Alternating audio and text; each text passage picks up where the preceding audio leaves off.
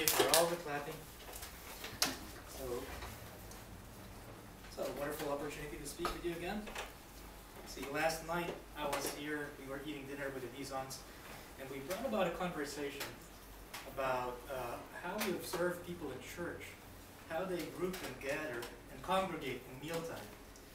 And I know that we noticed this, that there's a certain amount of people who congregate in some tables. The teens congregate on their own little table. I'm guilty of congregating with the people I am very familiar with. And we were trying to figure out is that maybe we should try and go out and talk and meet other people as well. But of course, it's just easy to admit that, like most people, I am a person who is like most people, I am a creature of habit. Wikipedia defines creature of habit as one who is extremely used to their own habits and does not function well without them. Creature of habit. We're all victims of this. We meet the same people and talk about the same topics. I mean, we go to the same restaurants, order the same food. We watch the same television shows. We all have the same routine every day. But what are the habits? I mean, for the most part, habits are good. We do things out of convenience. Habits allow us to function and perform by predicting the intended results that we are supposed to do. But basically, I'm here to bring this seemingly ordinary topic into perspective. It's quite challenging, actually. I'm going to talk about habit. My goal is to convince you to make an effort to step out of your habits, mannerisms, and routine. It's not a drastic change.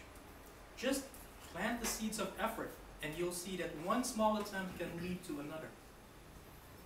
It's not really my intention to force you to do something ridiculous or outstanding or life-threatening. My objective is simply to present a simple and meaningful way to make a tiny little change in your lifestyle and how you can build up on it. I'm going to try to make it as interesting as possible. I would rather that I personally would rather have small consistent changes that grows rather than have one big change that lasts for only a few seconds. But let me backtrack, because from the way I'm gathering, it's quite an interesting but rather difficult topic to picture. My goal basically is to just try to get you out of your habits. Try to get you out of your routine. But why would you want to get out of the routine?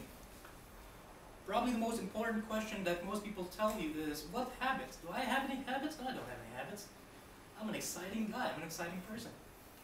Well, there are good habits and there are bad habits. Having a routine helps us function like a well-oiled machine. So, for example, I'm going to go in a supermarket to buy food. I go on a Thursday because that's where they mark down the prices. I buy the same food, vegetables and canned foods, because I don't cook. And I already know what I like, so I speed through the supermarket from start to finish in less than 15 minutes. I get the same food over and over again. I fall in line, blankly stare at the three people in front of me, looking over to the other side and seeing if there's anybody waiting, and if I can get much further down in the cashier. And then when I finally finish paying, the cashier will tell me, do you want me to help you carry your stuff on the car? And of course I would say, yes, that would be nice, but no, I don't need to. And so I'd say, no thank you, and then I go back in my car and leave. And so that is a routine. As boring as it sounds and as boring as it is. But what if we paint a different picture? What if I change a little bit? What if I do something slightly smaller? So, if I go back to the store, and I did go back to the store another time doing exactly the same thing that I've done in the past, walk right into the store, get the stuff that I need, but this time, I'm gonna smile. I'm gonna smile at the person collecting the donations and say, no, I don't have any money to give you. I'm gonna smile at the mother pushing her daughter's cart looking at the cereals. I'm going to smile at that cute female who's walking past me, trying to avoid me. But the point is, I smiled, and everybody who saw me smile will probably remember me because I smiled. They probably won't know my name, they probably won't know my face, and they probably can't recognize me the next time I see them. But somewhere down there, somebody's going to say, oh, somebody smiled at me today. And I have no idea why. It could be crazy.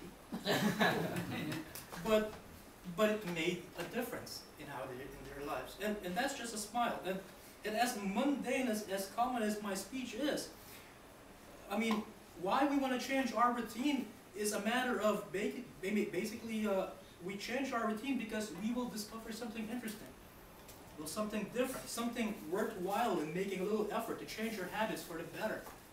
That's why we change our routine. We do the little small things that most people don't even care about. And believe me, it's not really that easy to change your routine. So, how do you get out of your routine? Well, take a different approach in how you do your normal things. That's all. There's nothing special about it. I mean, in the Bible, Jesus is a perfect illustration of how somebody so common and so mundane can have a lasting impact on other people's lives. Jesus went to the sea, called all the fishermen, and now you will be fishers of men. You're going to change the life. It's like Barack Obama. But the point is, it's not somebody who came in with guns blazing around and telling everybody, I am your savior. No, it's, in the parable of the talents, he further demonstrates how we all have an obligation to step out of our way and make a difference, no matter how small or insignificant the opportunity provides. But that's just it. Stepping out of your routine doesn't necessarily mean you have to try something new, something exciting or extraordinary. Oftentimes, people make a mistake of associating the definition of what is an exciting life into something that is adventurous or dangerous. Ride a motorcycle, skydive off a plane, drive 120 miles an hour under a sports car, go skinny dipping on a frozen lake. I mean, I can understand how those things can really be appealing because it gives you quite a rush, but it's only temporary. But if you do have the opportunity to do that, I mean, it would be nice. However, an adventure for somebody who's a stuntman, a secret agent, or a high-wire performer is not an adventure, it's still a routine. So, my intention is not to force you to make big strides to change your life. So my goal is simply to plant. Here's my goal. My goal is simply to plant a little seed called awareness. And don't make an enormous attempt that would last for a few seconds. Instead, make the, and here's the one thing. If there's anything that you can remember from my speech here, make the tiniest effort to change your life by doing the tiniest things, but make it grow. And at this point right now, my desire is simply to make you smile like I did. And so, smile. Talk to a person you haven't met before. Sit outside, watch other people. I mean, give your neighbor, your next door neighbor whom you don't know, a holiday card. Put yourself in another person's shoes. So, because if I or you have convinced yourself to try the least, to make a little change, believe me, I believe that you can do a whole lot more. Thank you.